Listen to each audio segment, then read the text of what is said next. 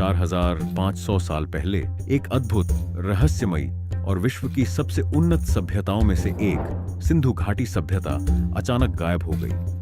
न कोई बड़ा युद्ध, न कोई बड़े पैमाने पर मारे गए लोगों के अवशेष, न कोई राजा जिसने सब कुछ खत्म कर दिया हो। बस रह गया खामोश पत्थरों का शहर, सूखी नदियों के किनारे बिखरा जीवन और हजारों अनसुलझे सवाल। क्या यह सभ्यता जलवायु परिवर्तन से हारी, या धरती की गहराई में छुपी कोई टेक्टोनिक प्लेट की हलचल ने इसे निगल लिया, या फिर कोई पुराना महामारी रोग इनके बीच फैल गया? सच क्या है? आज हम उसी की खोज करेंगे। दोस्तों, अगर आपने अभी तक हमारे इस चैनल को सब्सक्राइब नहीं किया है तो जरूर सब्सक्राइब कर लें, क्योंकि आपके एक सब्सक्राइब से हमें बहुत मोटिवेशन मिलता है और हम आपके लिए ऐसी और वीडियोस बनाते रहेंगे। हम इतिहास पढ़ते हैं, मेसोपोटामिया, मिस्र, रोम, चीन, लेकिन एक सभ्यता ऐसी थी जो दुनिया की बाकी सारी सभ्यताओं से कहीं आगे थी। शहर बसाने की कला में, सफाई व्यवस्था में, जल प्रबंधन में और सामाजिक बराबरी में। यह थी सिंधु घाटी सभ्यता। ये सभ्यता सिर्फ उन्नत नहीं थी, ये इतनी विशाल थी कि इसके 1000 से अधिक नगर और गांव मिले हैं। इनके शहर इतने साफ सुथरे थे कि आधुनिक शहर भी शर्म खा जाए। लेकिन सबसे बड़ा प्रश्न आज भी वही है, इतनी उन्नत सभ्यता अचानक खत्म कैसे हो सकती है?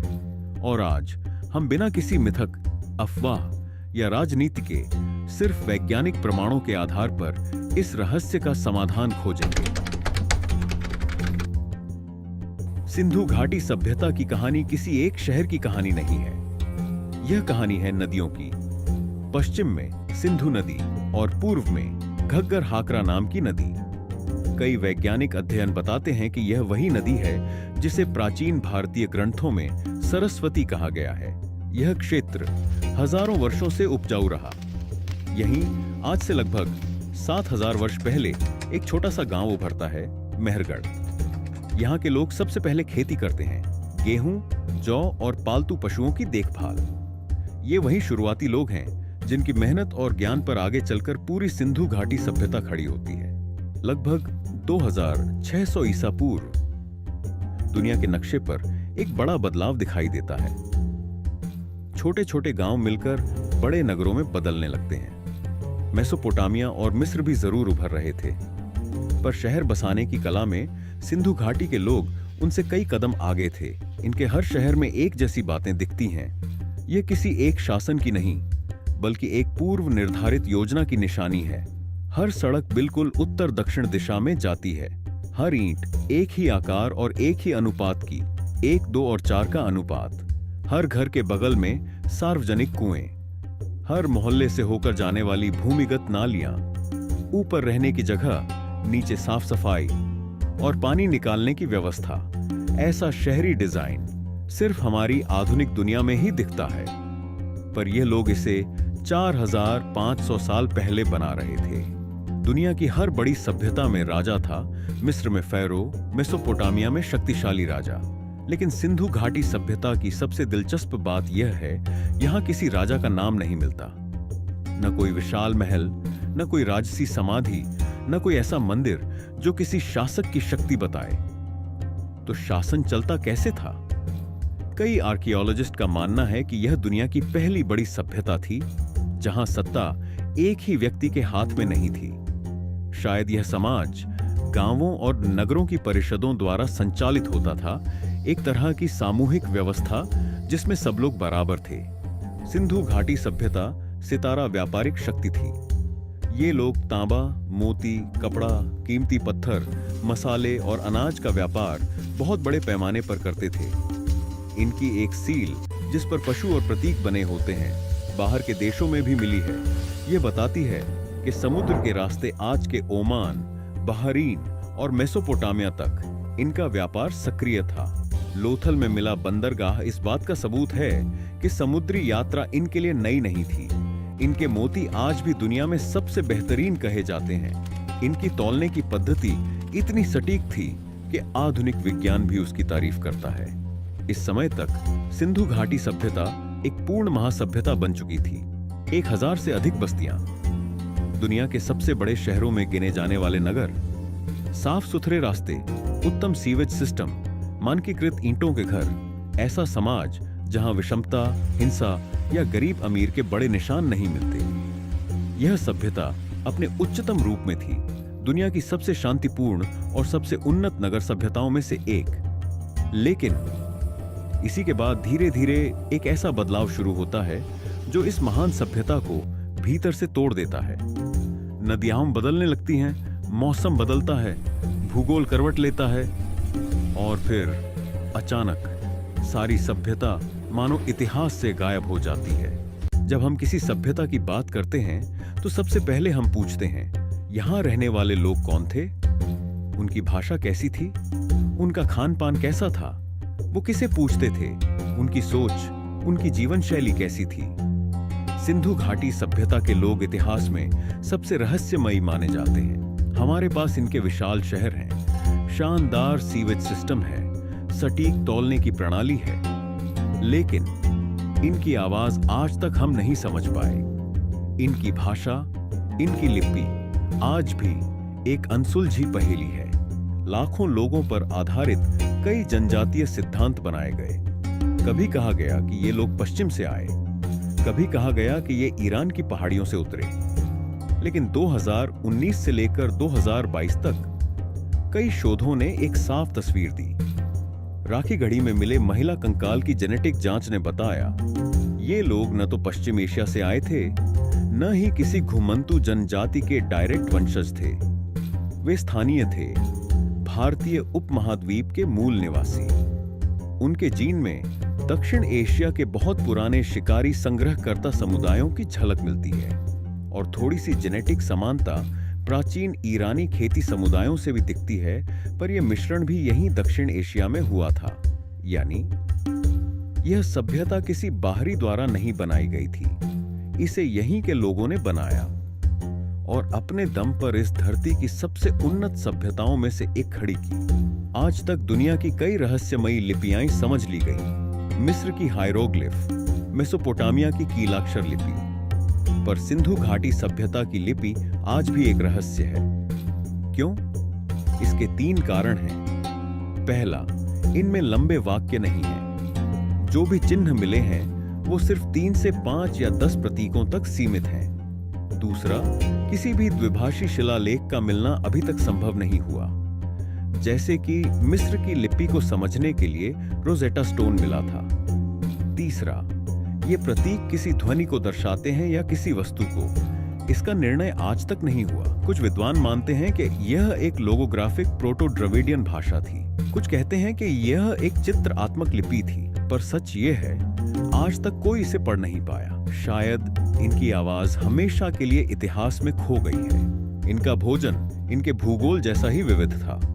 शोध बताता है कि वे खाते थे गेहूं, जौ, बाजरा, चावल, हाँ, शुरुआती चावल की खेती भी, मूंग और मसूर जैसी दालें, दूध से बने पदार्थ, मछली और कभी कभार मांस।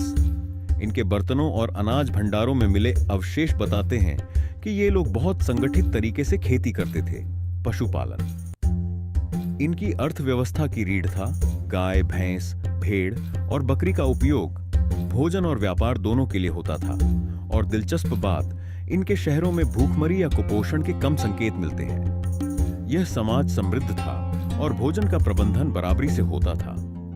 मोहनजोदड़ो की नर्तकी की मूर्ति देखो, एक हाथ कमर पर, दूसरे हाथ में चूड़ियां, आत्मविश्वास से भरी मुद्रा। इससे पता चलता है कि लोग आभूषण पहनते थे। तांबे की चूड़ियां, अगेट और कार्नेलियन के मोती, कीमती पत्थरों की मालाएं, बालों के क्लिप, धातु और शंख के आभूषण। उनके कपड़े शायद सूती कपड़े, लपेट कर पहना जाने वाला वस्त्र। पुरुष अक्सर कमरबंद पहनते थे। महिलाएं सुंदर मेकअप का उपयोग भी करती थीं, जैसे प्राकृतिक काजल और लाल मिट्टी का रंग। पूजा पद्धति के मामले में यह सभ्यता बेहद दिलचस्प है। सबसे प्रसिद्ध खोज पशुपति सील, जिसमें एक सींगों वाला पुरुष योग जैसी मुद्रा में बैठा है, चारों तरफ जानवरों से घिरा हुआ। कुछ विद्वान कहते हैं कि यह शिव का शुरुआती रूप हो सकता है, लेकिन इसके लिए कोई प्रत्यक्ष सबूत नहीं है। यह एक योगी भी हो सकता है या प्रकृति देवता भी। इनकी पूजा में शामिल थे उपजाऊ धरती की देवी, वृक्ष, जानवर, जल और संभवतः माता देवी का एक रूप इनके मंदिर बहुत बड़े या विशाल नहीं मिले। मतलब पूजा व्यक्तिगत या सामुदायिक स्तर पर होती थी, राजा जैसे किसी धार्मिक राजनीतिक प्रभुत्व के बिना। हर घर में था बारिश का पानी संग्रह करने की प्रणाली, एक छोटा बाथरूम, घर के बाहर नाली में पानी बहाने की व्यवस्था, मिट्टी के बर्तन और खाना पकाने के औजार। यह दुनिया का पहला समाज था जहां हर घर के पास अपनी सैनिटेशन व्यवस्था थी। न आज की तरह खुले नाले, न गंदगी, न किसी अमीर गरीब का भेद। सभी घर एक नियम के अनुसार बने थे। धोलावीरा सभ्यता की इंजीनियरिंग का सर्वोच्च उदाहरण। यह शहर पानी को स्टोर करने में दुनिया में सबसे आगे था। विशाल जलाशय, चेक डैम और रिजर्वॉयर्स। राजस्थान और कच्छ जैसी सूखी भूमि में इतने बड़े पैमाने पर जल प्रबंधन अद्भुत है। राखी गढ़ी अभी भी खुदाई हो रही है और हर साल नए तथ्य निकल रहे हैं। यह अब इतिहास के सबसे बड़े प्राचीन शहरों में से एक माना जाता है। ये दोनों शहर बताते हैं कि सिंधु घाटी सभ्यता सिर्फ दक्षिण एशिया की नहीं थी, बल्कि यह पूरी दुनिया के इतिहास में सबसे उन्नत और व्यापक शहरी संस्कृतियों में से एक थी। अगर आप दुनिया की किसी भी सभ्यता के शहरों को देखें, मिस्र, मेसोपोटामिया, चीन, हर शहर का अपना अनोखा स्टाइल होगा। लेकिन सिंधु घाटी सभ्यता कुछ अलग थी। उनके 100 से अधिक शहर, उनकी सड़कें, घर, नालियां, पानी की व्यवस्था सब एक जैसे नियमों पर बने हुए थे, जैसे किसी ने पूरा ब्लूप्रिंट बनाकर पूरे क्षेत्र में कॉपी कर दिया हो। उनकी सबसे बड़ी पहचान थी ग्रिड प्लानिंग, यानी सड़कें बिल्कुल सीधी, एक दूसरे को 90 डिग्री पर काटती हुई। छोटे, मध्यम और बड़े रास्ते, सबका तय अनुपात। हैरानी की बात, यह तकनीक रोम, एथेंस या बीजिंग जैसे शहरों में हजारों साल बाद दिखती है, पर 4500 साल पहले यह लोग वही काम कर रहे थे, वह भी ऐसे क्षेत्रों में जहां रेगिस्तान, बाढ़ और अनिश्चित नदियां हमेशा खतरा थीं। मोहनजोदड़ो का सबसे बड़ा चमत्कार, ग्रेट बाथ, पूरी तरह वाटरप्रूफ ईंटों से बनी संरचना, एक बड़ा जलाशय, सीढ़ियां, चारों तरफ चेंजिंग रूम्स।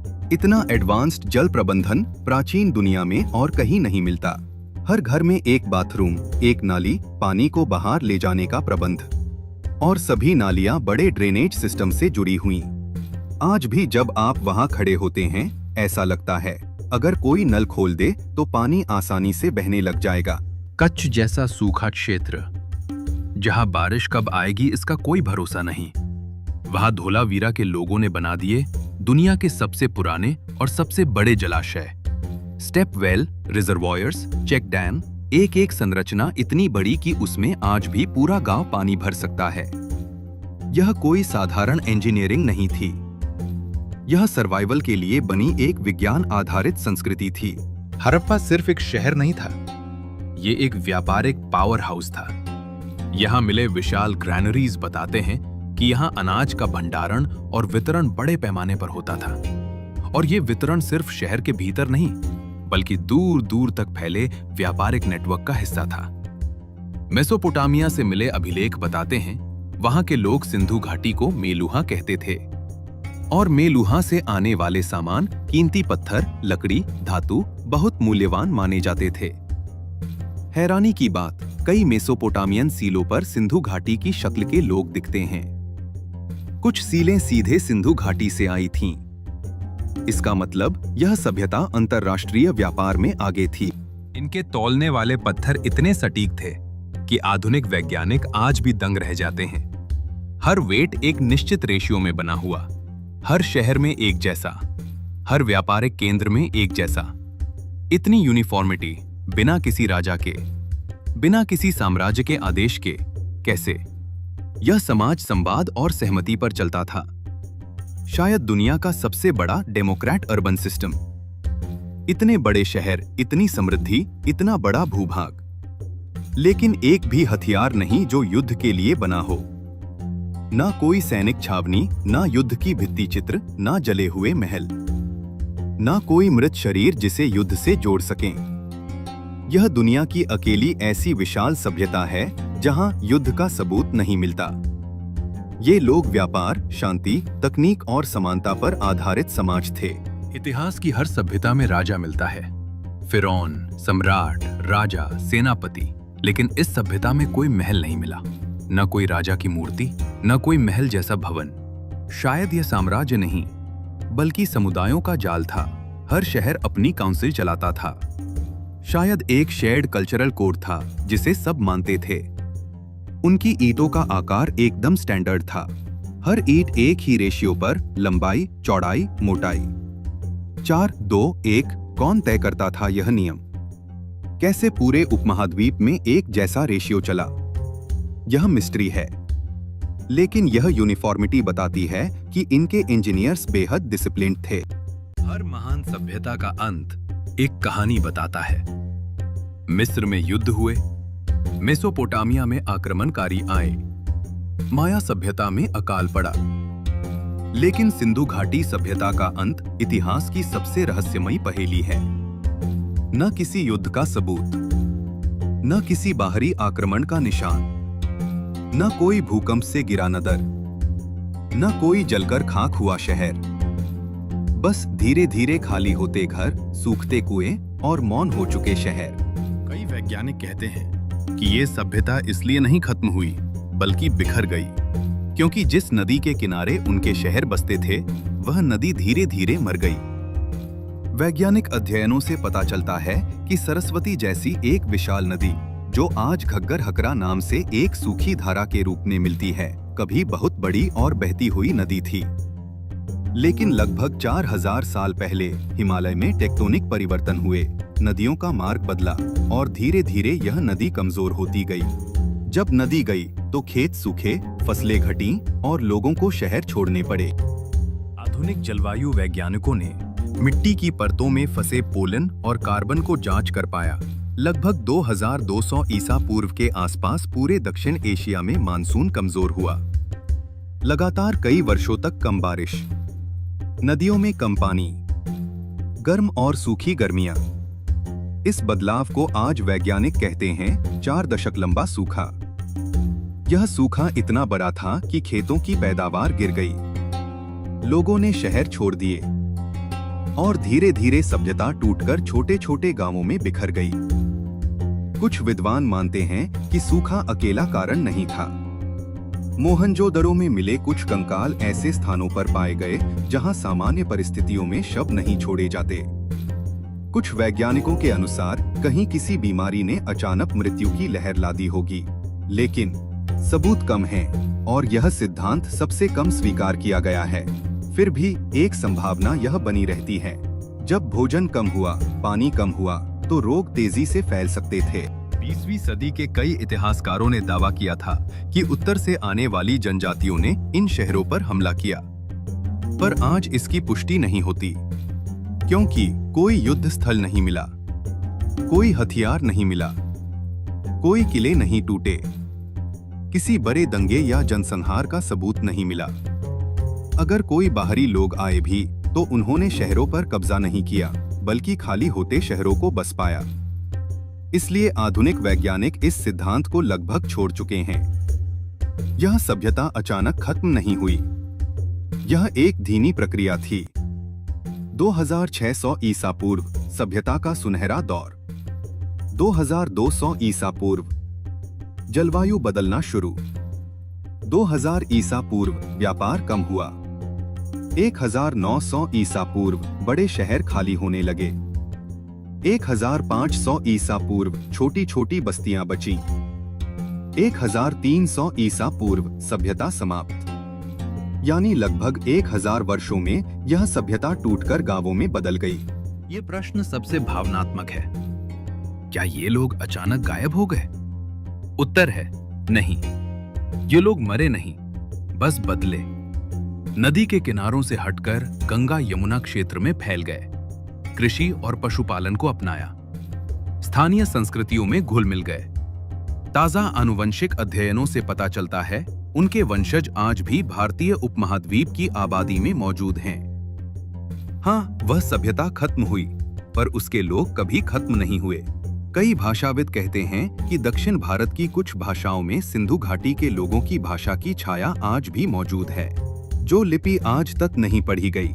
उसकी जड़ें शायद भारतीय भाषाई परिवारों में कहीं छिपी हैं। कभी भविष्य में शायद कोई रोजेटा स्टोन मिले और उस दिन हम इन लोगों की आवाज सुन पाएंगे। सिंधु घाटी सभ्यता दुनिया को 3 बातें सिखाती है। पहला, उन्नति बिना युद्ध के भी संभव है। इन लोगों ने हथियार नहीं बनाए, उन्होंने नालियां बनाई, जलाशय बनाए, घरों में बाथरूम बनाए। दूसरा, प्रकृति के साथ युद्ध में कोई नहीं जीतता। जब नदियां चली गईं, हर शहर खाली हो गया। तीसरा, मानवता का असली मूल्य स्थिरता में है। 4000 साल बाद भी उनकी ईंटें सलामत हैं, उनकी सड़कें सीधी हैं, उनकी ड्रेन सिस्टम दुनिया के लिए आज भी वंडर है। आज मोहनजोदड़ो की गलियों में हवा बहती है, धोलावीरा के रिजर्वायर सूखे खड़े हैं, हड़प्पा की दीवारें चुपचाप समय सह रही हैं। लेकिन अगर गौर से सुनो, इन खंडहरों में आज भी उन लोगों की कदमों की आवाज गूंजती है जिन्होंने कभी दुनिया के सबसे आधुनिक शहर बनाए थे। सभ्यता चली गई, लेकिन उनकी कहानी हमेशा जिंदा रहेगी।